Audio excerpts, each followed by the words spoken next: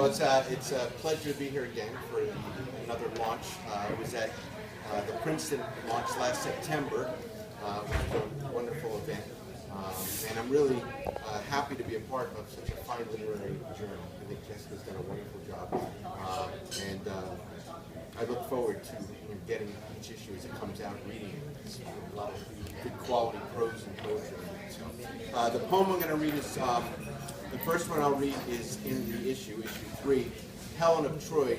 And how I came to write this poem was actually for one of my high school classes. I was giving them a midterm assignment, and I said I wanted to give them a template to write. I gave them this assignment to write about some of the historical, tragic love stories of the past. So, and I'm also a big fan of Greek mythology, and I've taught some courses at Rutgers on Greek mythology. And so all of that kind of played into exploring the character of Helen. So Helen, of course, was the most beautiful woman in the world, according to Aphrodite, and what is the cause of the Trojan War. But she's portrayed in the Odyssey kind of as an ambiguous character that, did she really get abducted, or did she willingly go with Paris to Troy? And so she's kind of portrayed in the Odyssey as being a little bit fickle, and a little bit, did she really leave her husband while he was away and go with Paris willingly or not? So, so I kind of played with that idea here, and this is called Helen of Troy. Helen of Troy, you beguiled with your beauty, charmed your husband and your lover, turned their hearts to drowning desires. What did you hope to see with deception? Loving two, betraying both, starting civil unrest with your fickle heart. Aphrodite branded you as the most beautiful. Turn that thought to crawl inside your ears as the glory of two countries imputed back to you.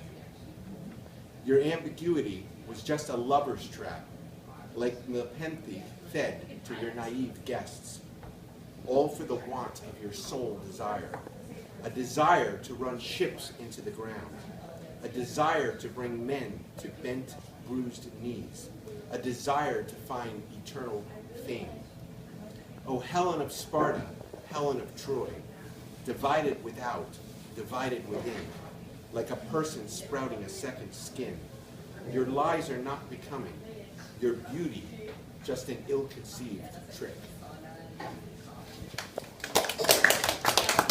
Just a little bit back of the Nepenthe that is mentioned in there comes from Book 4 of the Odyssey, and this is where Telemachus, the son of Odysseus, comes to visit to find information about his father Odysseus, who has not gotten home yet. And Nepenthe was a drug that Helen, this is where her little bit of her character comes out. Nepenthe was a drug that she got when they were in Egypt, and when she saw all of the people crying and thinking about the Trojan War, she slipped in this Nepenthe into their drinks. And this Nepenthe was a happy drug. It made you forget things. Anything painful or tragic was erased. So that was another one of her tricks that she did. So that kind of erase any blame coming to her to try to stop them talking about the Trojan War.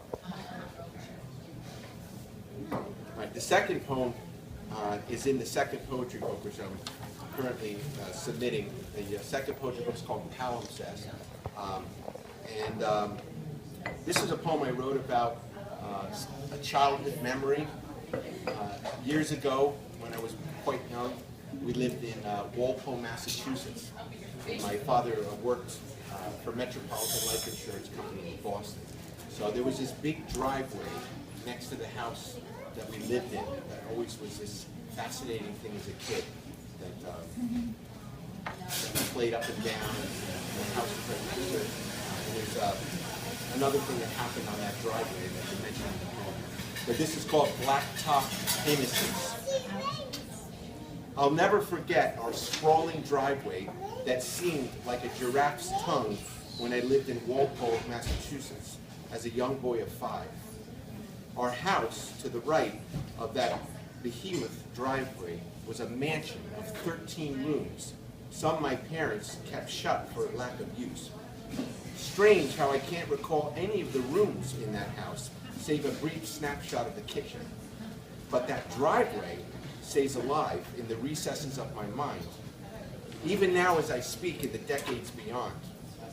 It is the driveway my dad drove out of to go sell insurance in Boston, and it is the bed for the white chill of snow and expected accumulation of stacked up inches every winter. And the snow so plenteous, like a giant gumball machine, gave walls to my brother's tunnels, built with pride toward the back of the house.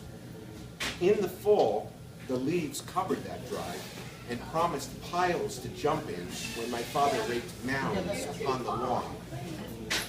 The spring I don't remember, but the summertime would bring eyes of delight to me and the neighborhood girl I played with as we'd stand on the dry blacktop calling up to the woman in the house next door. She appeared in the window and threw down candies to our drooling mouths.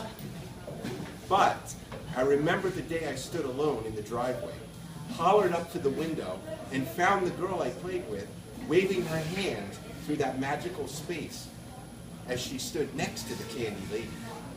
And I felt my first feelings of jealousy and betrayal. Thank you.